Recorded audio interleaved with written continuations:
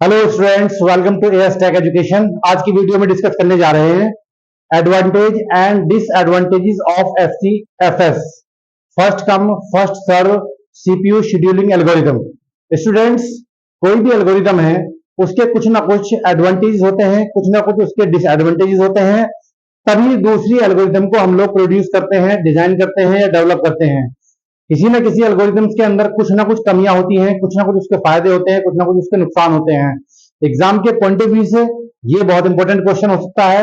उसके advantages disadvantage के बारे में आपसे सवाल किया जा सकता है, पूछा जा सकता है क्वेश्चंस आपके एग्जाम के अंदर। इसलिए आपको पता होना चाहिए कि हमारी एफसीएफएस सीपीयू शेड्यूलिंग एल्गोरिथम के अंदर कौन कौन से फायदे थे और कौन कौन से नुकसान थे। नुकसान से मतलब उसके डिसएडवांटेजेस क्या थे, यानी वो कौन से ऑपरेटिंग सिस्टम के लिए सूटेड थी और कौन से ऑपरेटिंग सिस्टम के लिए सूटेड नहीं थी। अगर ये चीजें आपकी समझ में आ जाएंगी तो यकीन जानिए कि आप अगली वाली जितनी भी आपकी सीपीयू शेड्यूलिंग एल्गोरिदम आ रही हैं उनको समझने में बहुत आसानी होगी और आप आसानी से दोनों में अंतर या फर्क कर पाएंगे। तो देखिए, मैंने कुछ पॉइंट्स लिखे हुए हैं, इन पॉइंट्स को समझते हैं धीरे धीरे वन बाय वन करके बोर्ड पे। उम्मीद करता हूं कि आपको समझ में आ जाएगी चीजें और ये बोर्ड आपको क्लियर नजर आ रहा होगा। एक एक पॉइंट को आप ध्यान से देखिएगा। सबसे पहले हम देखते हैं एफसीएफएस के एडवांटेजेस। पहला पॉइंट है, ध्यान से देखिएगा।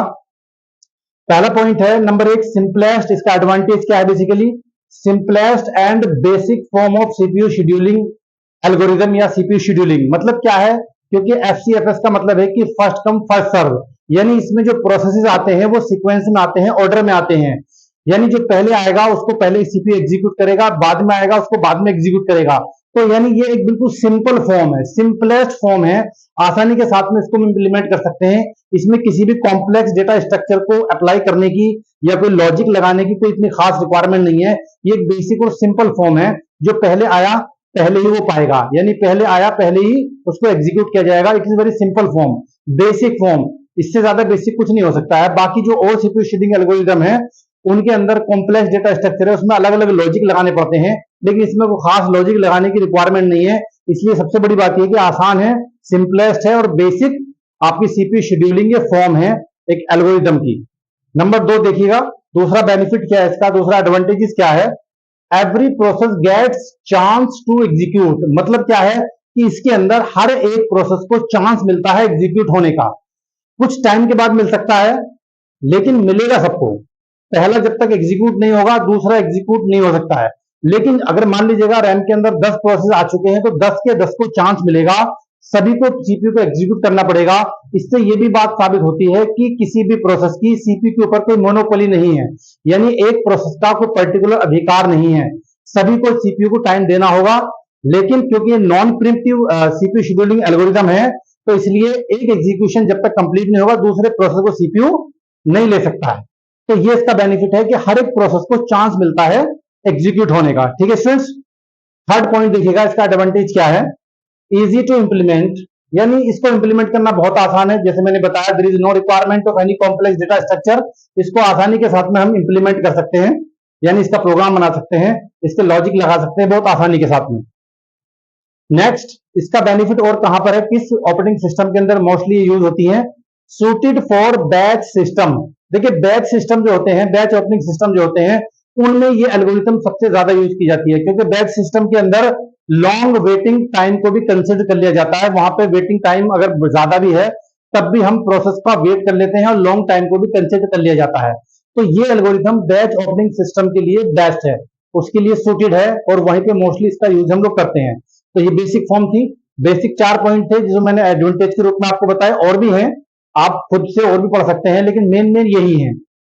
ठीक है, आगे बढ़ते हैं, डिसएडवांटेजेस की तरफ बढ़ते हैं। डिसएडवांटेज क्या है, इसके नुकसान क्या है? नुकसान से मतलब ये क्यों बेस्ट सूटेड नहीं है सभी टाइप के सिस्टम्स के लिए। तो देखिए, सबसे जो मेन नंबर वन बेनिफिट इसका जो डिसएडवांटेज है वो ये है, इट इज नॉन प्रिम्प्टिव। नॉन प्रिम्प्टिव है, जब तक एक प्रोसेस रन नहीं होगा दूसरा रन नहीं एग्जीक्यूट किया जा सकता।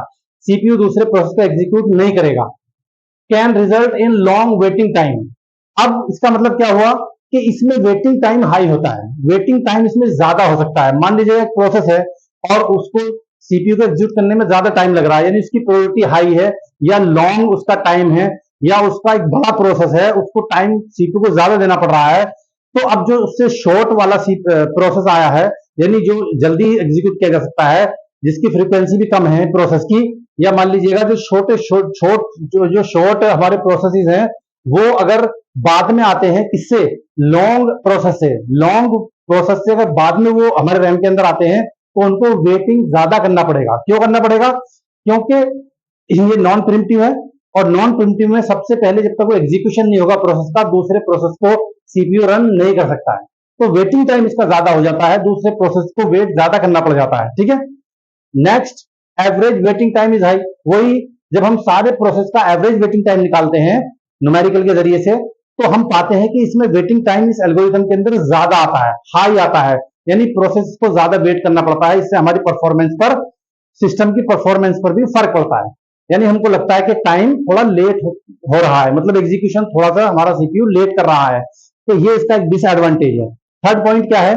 शॉर्ट जॉब्स में have to wait long time.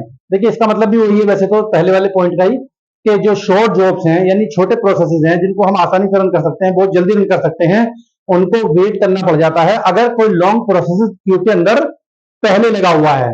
तो ये इसका एक डिसएडवांटेज है और हमें वेटिंग टाइम को कम करना है। लास्ट है, not suitable for the time sharing operating system. और ये algorithm time sharing operating system के लिए बिल्कुल भी सुटेबल नहीं है। क्यों नहीं है? क्योंकि टाइम शेयरिंग ऑपरेटिंग सिस्टम के अंदर हर एक प्रोसेस को हम लोग क्या करते हैं, टाइम देते हैं। और जब हम लोग टाइम देते हैं तो इसके अंदर टाइम हम इसलिए नहीं दे सकते क्योंकि इसके अंदर एग्जीक्यूशन, जब तक एक प्रोसेस का कंप्लीटली एग्जीक्यूशन नहीं होगा दूसरे प्रोसेस को सीपीयू कंसीडर नहीं करेगा। तो we can not give the time slices to every process in this HCFS algorithm. तो ये बिल्कुल भी सूटेड नहीं है टाइम शेयरिंग ऑपरेटिंग सिस्टम के लिए, इसका एक डिसएडवांटेज है। और आज की तारीख में सबसे ज्यादा mostly time sharing operating system का ही यूज कर रहे होते हैं। आशा करता हूं कि जो मैंने मेन पॉइंट्स आपको एचसीएफएस के एडवांटेजेस डिसएडवांटेज आपको बताए हैं आपकी समझ में आए होंगे। अगर ये चीजें आपकी समझ में आ गई हैं तो प्लीज चैनल को जरूर सब्सक्राइब कर लीजिएगा और वीडियो को शेयर कीजिएगा अपने दोस्तों के साथ, लाइक कीजिएगा। और अगर कोई कंफ्यूजन है, कोई क्वेरी है तो कमेंट बॉक्स में जरूर कमेंट कीजिएगा। धन्यवाद।